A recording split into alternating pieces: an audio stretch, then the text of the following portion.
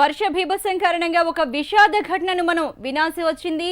నిజామాబాద్ జిల్లా వేల్పూర్ మండలం పడివేల్ వాగులో తల్లి బిడ్డ గల్లంతయ్యారు. వేల్పూర్ నుంచి వాళ్ళ స్వగ్రామం పడిగేలికి వారు వాగులో వెళుతుండగా అలుగు మీద నీటి జోరుకి కారును నిలిపివేశారు. కారులోంచి ప్రియాంక అలాగే ఏడాదిన్నర హర్షిత్ కిందకి దిగడానికి ప్రయత్నించి దిగిగానే ఆ ప్రవాహం జోరుకు కొట్టుకుపోయారు. అయితే కారులో ఉన్న మరో ముగ్గురు మాత్రం సురక్షితంగా బయటపడ్డారు. ఈ ప్రమాద విషయాన్ని తెలుసుకున్న ఆర్డీఓ యాదిరెడ్డి ఆ ఘటనా స్థలాన్ని పరిశీలించారు.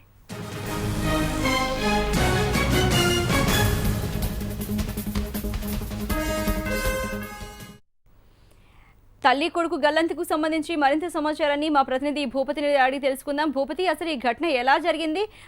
అసలు అంత వర్షం ఉంటున్నప్పుడు వాళ్ళ కారులో ప్రయాణం ఎలా చేస్తున్నారు? కారు నుంచి ఎందుకు దిగారు వీళ్ళిద్దరు?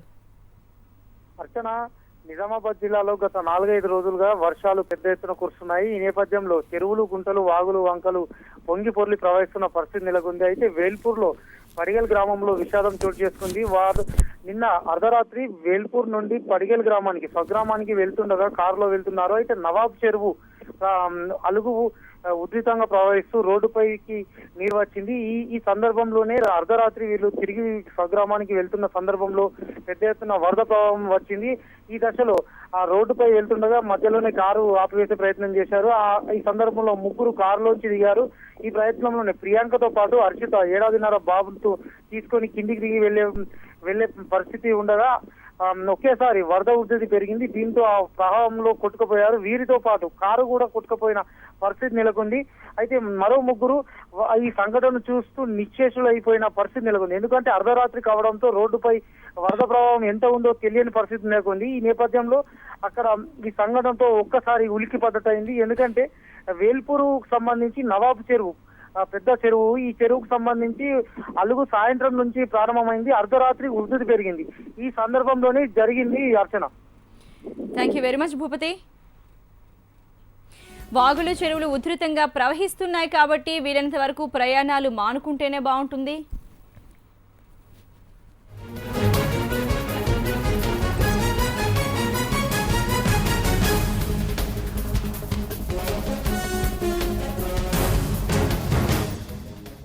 వర్ష బీభత్సానికి మనం చూసుకుంటే ఎక్కడికక్కడ వాగులు, వంకలు పొంగి పొర్లుతున్నాయి. సాధారణ రహదారులు కూడా వాగుల్లాగానే ఉన్నాయి. కాబట్టి ప్రయాణాలు చాలా జాగ్రత్తగా చేయాల్సిన పరిస్థితి వచ్చింది. అత్యవసరమైతే తప్పించి ప్రయాణం చేయకూడదు అని మనకి ఘటన ఇప్పుడు చెప్తోంది.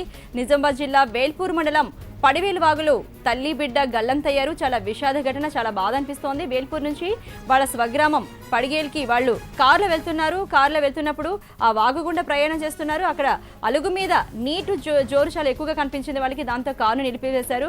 కారును నిలిపివేసి బయటికి వెళ్ళిపోదాము అని అనుకున్నారు. దాంతో కారులోంచి ప్రియాంక ఆమె తన ఏడాదిన్నర హర్షిత్ కొడుకుని పట్టుకుని కిందకి దిగడానికి ప్రయత్నించింది. అయితే ఆమె దిగగానే ప్రవాహం జోరు ఒక్కసారిగా ఎక్కువైనట్టు సమాచారం మనకు అందుతోంది. ఆ ప్రవాహం జోరుకి తల్లి బిడ్డ వెంటనే కొట్టుకుపోయారు. వాళ్ళతో పాటు ఉన్న మరొక ముగ్గురు ఉన్నారు. కానీ వాళ్ళు ఏం చేయలేని నిస్సహాయ స్థితిలో ఉండిపోయారు, చూస్తూ ఉన్నారు. అది ఈ ఘటనకు సంబంధించి మరింత సమాచారాన్ని అక్కడి నుంచి ఆర్డీఓని అడిగి తెలుసుకుందాం.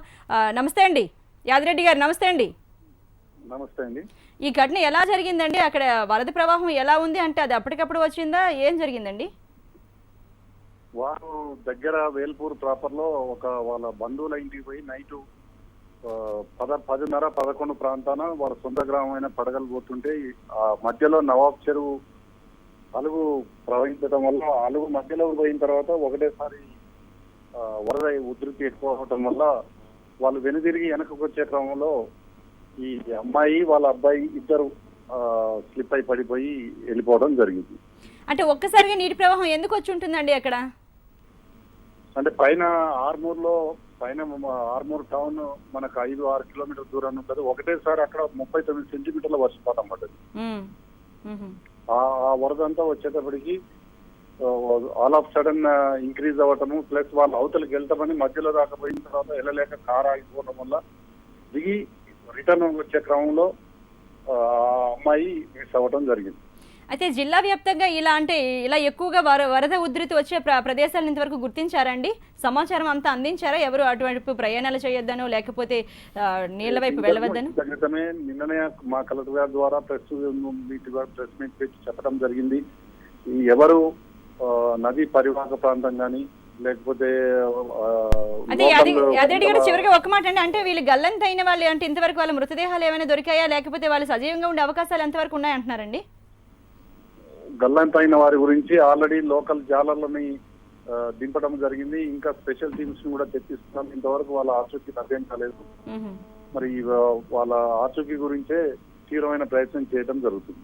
Okay right, thank you very much Yadireddy గారు.